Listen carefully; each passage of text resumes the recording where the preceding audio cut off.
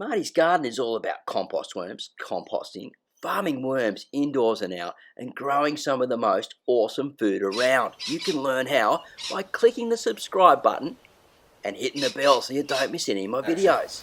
Welcome to the Marty's Garden Show.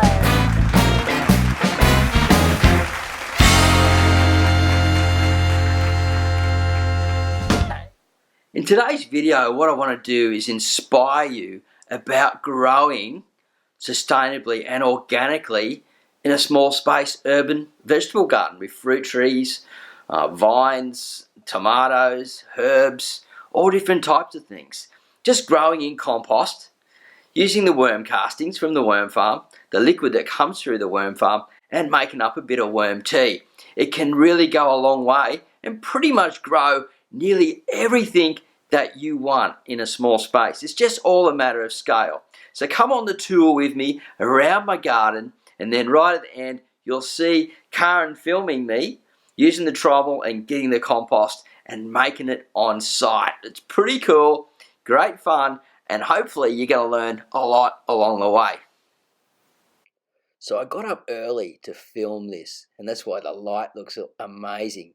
This is my compost area, and I'm putting some new bedding right here at the moment for the worms in the summertime.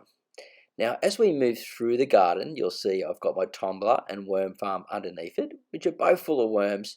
We've got a hungry bin, and then down below is my compost no-dig bed, which is fed also by the liquid that comes out of the bottom of my hungry bin worm farm. Now, underneath here, this is pretty interesting. This is a zone where I capture the worms that escape from the worm farms and compost areas, and they just hang down underneath there and hide in that mulch zone. And that way, there's another breeding space for more worms to congregate and move throughout the garden.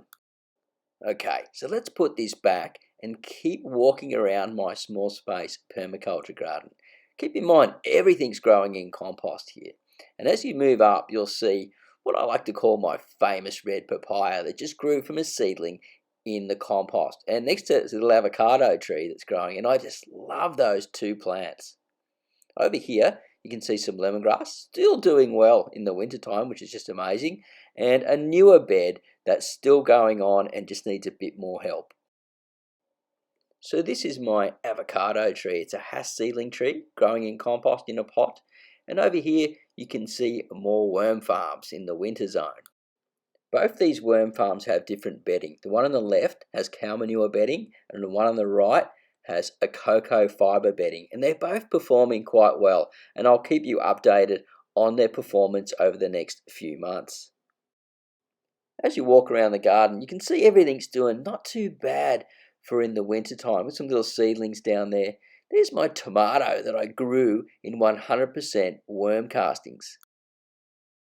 This is my herb zone, and I like to grow them all in containers. I've got some in the ground as well, but they're just easy to come out and harvest to take in towards the kitchen. I've got a little vertical stand here where I plan to put more seedlings on here over time, just with some strawberries and things growing on the top. Now, if we look back across the garden, it looks much bigger than it is, but it's actually quite a small space. I'm a big fan of using my vertical space as well, and here I've got some passion fruits growing above. Now, this passion fruit vine is probably about 8 months old, and I keep cutting it back so it doesn't get too big, and that allows the root system to grow and then punch out the plant later on. Now, here's another passion fruit, and I planted that for the neighbours so they can reach across the fence, and it will eventually grow up into this beautiful tree where all the lorikeets hang out.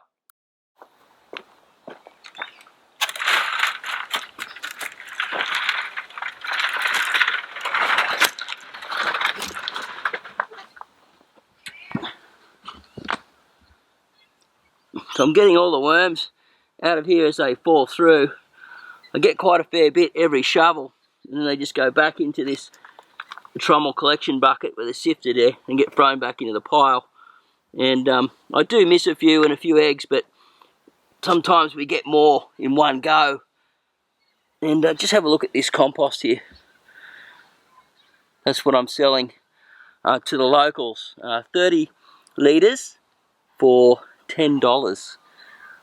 And we'll just, if Karen comes around with the camera onto this side around here, if we dig into there, you can see. This is what makes the magic happen. These little guys.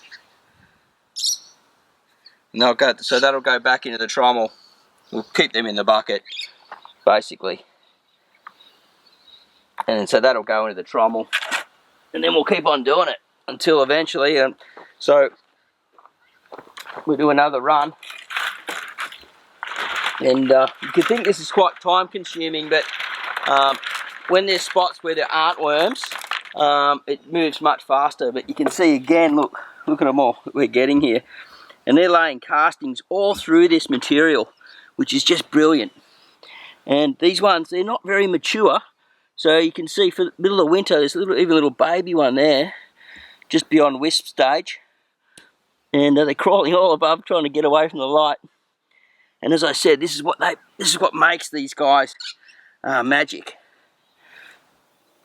So I hope I've inspired you to keep on gardening, growing food, and possibly move into organics if you haven't already. You can see what I've been growing just in compost, worm castings, and a little bit of tea, liquid tea coming out of my worm farms, and the liquid that comes out down below out of the tap, the worm farm, and the castings. Basically, worms and compost grow amazing food, and it can be nearly all done for free using all your scraps and recycled material on site. Nothing's going out into the bin. Everything's getting used again and turned into beautiful, beautiful, lovely, fresh, tasty, healthy food. Now, if you want to learn more from me, head over to martysgarden.com.au. Jump on the newsletter there. Plenty of free content coming out for you guys to help you stay educated, inspire, and keep you growing on. Have a great day. Happy gardening. And we'll see you at the next video real soon. Bye for now.